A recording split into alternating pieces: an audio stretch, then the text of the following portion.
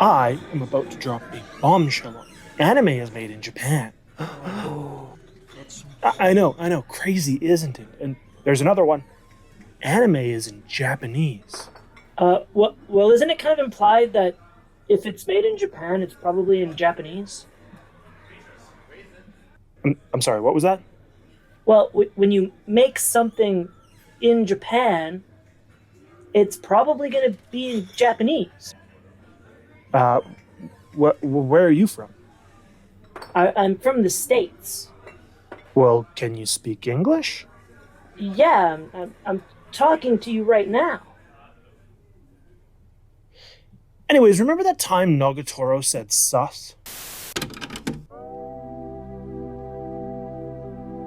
My name is Laszlo, and welcome back to this dark room that I live in. How y'all doing today? I hope it's good, and if it's not, well, I hope this video can make it a little bit better. Today's topic, if you couldn't tell by the title or by the skit at the beginning of the video, well, we get to talk about translating anime. Ooh, ah. Now, as we've already established in the intro, anime is made in Japan, and I don't know about y'all, but I don't know how to speak or read Japanese, but I do want to watch these shows. So, in order for that to happen, there needs to be something in the middle, a messenger, if you will, that will take an anime in its original form 俺の夢を叶えてくれよ and translate it into English. You'll live out the dreams I never could. Seems pretty easy, right? All you need to do is boot up the old Google Translator, put in the script, and Bob's your uncle. That would be the case if not for the fact it makes no fucking sense. Well, that's what I'm here for. Well, not me. That's what the translators are here for. They exist so that shows and characters will hold the same meaning, the same feeling after they have been translated. Unfortunately, though, some things just cannot be translated. Things that are outside the realm of possibility, even for the best translators. And that's what you and I have gathered here today to discuss. The things that you will never understand. The things that get lost in translation. Turn off the flash, you fucking moron! Water off a duck's back at the drop of a hat, and it takes two to tango. If I were to use these sentences in regular conversation, you probably wouldn't question what I was saying, as they are very popular idioms in the English language. But if I were to walk up to you and say, "Don't let your daughter-in-law eat your autumn eggplants," what the fuck does that mean? I could tell you, but I think it's more fun for you to figure it out. So here you go. Here's the idiom. Take a stab at it. Was your answer, "Don't let those who are artificially close to you, like in-laws, take advantage of you"? What about "not seeing is a flower"? Maybe this one is a little easier. It just basically means to not see something is to be at peace. Idioms are a little weird because a lot of the time they are created around the environment that they develop in. In the West, we don't have a very big connection to flowers, but in Japan, flowers mean a few different things, peace and peacefulness being one of them. So when they say "not seeing is a flower," it means to not see something is to be at peace. It's an idiom that we have in English. It's ignorance is bliss. But let's loop back to the eggplant one. "Don't let your daughter-in-law eat your autumn eggplant" has no English equivalent. There's no easy way to relatably translate it. So when you're translating an anime and that sentence comes up, you have to take it in its literal form. Do not let those who aren't close to you take advantage of you. It's technically right, but it's not what it used to be. It's not an idiom. It's completely different. It's just a sentence. Especially with characters who will speak in idioms. It takes away a lot of the character of the statement, leaving it with this stern tone that may not fit the person that's telling it. So when people are translating this into an English sentence, you cannot translate it one-to-one or else you end up with something absolutely meaningless to anyone that is not Japanese. In order for it to make sense and to keep the story flowing, they have to kind of shuffle things around in order for them to fit both the original sentence and the character that is saying them. And sorry for not showing any examples because, again, I don't speak Japanese. I don't know when a Japanese idiom happens in anime. So cue that "I made it the fuck up" meme. It's also really hard to search for because whenever I search idioms used in anime, I get fucking 2008 stereotypical weeaboo. So in the West, it's very common to treat people differently depending on who the other person you're talking to is, right? We as English speakers don't really have a word for that. It's just a tacit understanding of social hierarchy and different speech patterns. The Japanese, though, they do have a word for it. Two, actually, and they enforce it quite a bit. Keigo is a formal type of speech used when you're speaking to a coworker or an elderly person. And tamaguchi is informal, so speech that you'd use with a friend.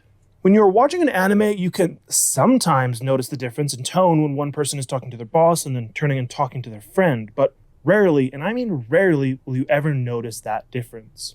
Writers of anime will often use Keigo and Tamaguchi as an easy way to tell the relationship between two characters, as they will speak differently depending on how they view the other person. In Kobayashi's Dragon Maid, episode 1, we're introduced to a few different characters. One of them being Takia, a co-worker of Kobayashi's that will soon become a recurring character. You can tell by the little name tag.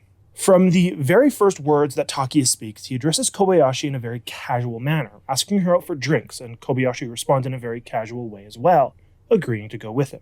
From these 2 sentences alone, I would wager that Japanese watchers already understand their dynamic. They speak casually, which means that they're more than just regular co-workers, they're probably friends or relatives in some way. To us in the West, we don't need the added context of how they speak to one another because asking someone out for drinks is enough information to determine that these two are likely on friendly terms. In America, the second you are off the job, you're either going to your next job because it's unstable to live with only one, or you go and visit the people you like to hang out with, or be it family or friends. Rarely will you ever ask a coworker out for drinks, unless that coworker is someone you like to spend time with. Japan, on the other hand, is a little different, as coworkers will often go out for drinks together because, not that they're friends, but they have something to get out of the interaction, maybe getting on friendlier terms with their boss or looking for a promotion. So when Takia asks Kobayashi out for drinks, it can be seen as either a professional venture or a friendly one. But because of the way he asks it, it is implied it is friendly, and they're just 2 friends going out for drinks. Now, my whole argument gets thrown out of the window when the literal next sentence talks about how Kobayashi is like one of the guys. 小林さんは男友達みたいなもんだよ。 So then what the fuck was all this for?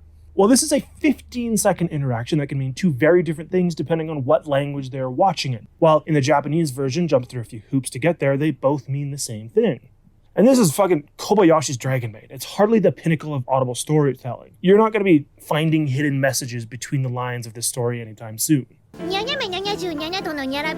When translating anything to any language, there are some things that will just never work. Things that cannot be translated into another language while still holding the same meaning. Have you ever heard a tongue twister get translated into English? They are an incoherent mess of words that maybe form a sentence. Tongue twisters rely on words that sound the same, being strung together in a way that's difficult to say. Peter Piper picks a pack of pickled peppers uses the constant change between the hard P and the hard K sound to try and slip you up into say, Peter Piper picked a peck of kibbled peppers or whatever.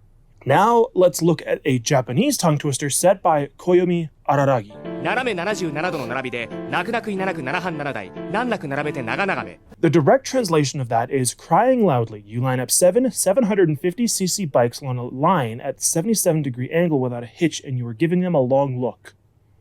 After the translation done by yours truly, it turns into a really mundane sentence, devoid of its tongue twister origins. You just get a sentence you might hear at a motorcycle shop. I don't know what motorcycle shop you're walking into, but maybe, you never know. It is truly unfortunate that when you translate the show, you lose so much of this joke, just because the butt of the joke comes from how the Japanese language works. Now, there's still the audio that you can laugh at, right? It's not like the entire joke was just the script. Most of it was how Black Hanakawa followed up the tongue twister. But what happens when you try and dub over the show? When you lose the nya joke that the Japanese version is trying to tell? Or what about the people that have difficulty hearing and rely on words to consume a story? They won't get the joke. Earlier in this same show, Araragi and Senjigahara have a short back and forth with each other, and it's just...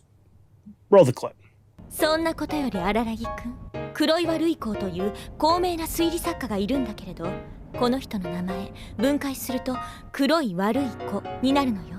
これってわざとやってるんだと思う？どうでもいいよそんな話題。黒い子も悪い子もお前のことだ。 Did any of that make sense to you? No? Well, you and me both. I understood none of that. I'm not even going to explain it either. I'm just putting it here to prove a point. Some things cannot and will not be translated. But the crazy thing is, people who have watched this show, this means absolutely nothing. It's not important to the plot. It is not brought up later in the show. It's just two characters talking to each other. Its only purpose is comedic effect and showing character dynamic. That's it. You could watch this show and never worry about missing anything. You could be ignorant to everything going on and still enjoy the show like how it was meant to be shown. This is fine. Everything is fine. The job of a translator is to take a script that was written in one language and put it into another language. Nothing more, nothing less. Now, I don't want to come on here and try to tell you that it's easier, that it can be done by anyone. I think it takes a very keen understanding of how to write a story to be able to translate effectively.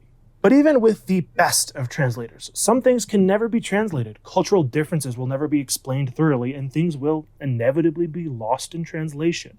And personally, I think the more anime you watch, the more that it becomes less of a problem because you kind of tune yourself into the rhythm of what anime is expected to be. But for those who have no idea what's going on, it's a translator's duty to try and convey the same message in a different way, a way that English speakers will understand. Yeah, sometimes you end up with Nagatoro saying sus, because it's a timely thing. You call it weird, but I can guarantee that everyone understood what she said. And also, Nagatoro would say sus, just throwing that out there. It's hard to say how much of an anime is lost when it gets translated into a new language. There's no way to quantify that.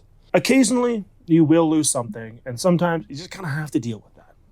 My name is Laszlo, but you won't okay, I forgot how to do my fucking outro. My name is Laszlo.